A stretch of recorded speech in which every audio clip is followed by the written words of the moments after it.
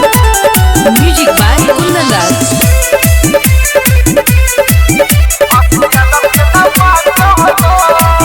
चाहे कोनो इलाका हो तो आशीष यादव के धमाका हो तो,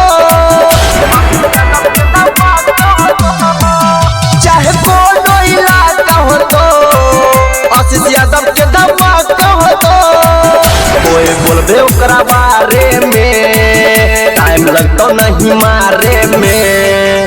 हमर बात सब पाका हो तो आशीष यादव के धमाका हो तो, चाहे कोनो इलाका हो तो आशीष यादव के धमाका हो तो। म्यूजिक बाय रियाज टीओ खगड़िया।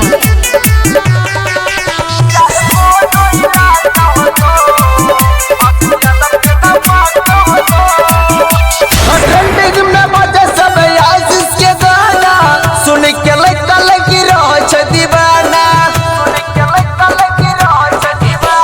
ट्रेंडिंग में बजे सब आशीष के गाना, सुन के लगता लगी रह छ दीवाना।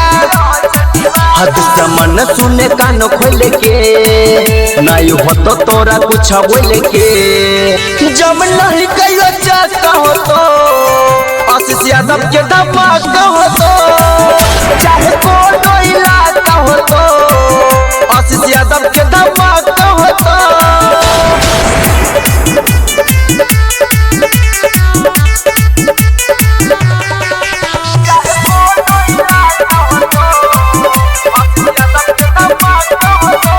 आशीष के सगरो बनल जय माहौल रे, टिक भी न एकरा के सुन कानी खोल रे।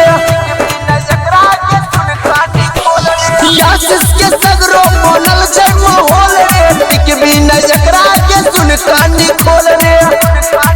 गड्ढे कह चौकीरी से नाईगी, पहले संजीव से जाई के सी, केकरो से ले आलू फाका हो तो आशीष यादव के धमाका हो तो, चाहे कोनो इलाका हो तो आशीष यादव के धमाका हो तो, कोई बोलबे ओकरा बारे में टाइम लगता नहीं मारे में। हमर बात सब पाका हो तो आशीष यादव के धमाका हो तो।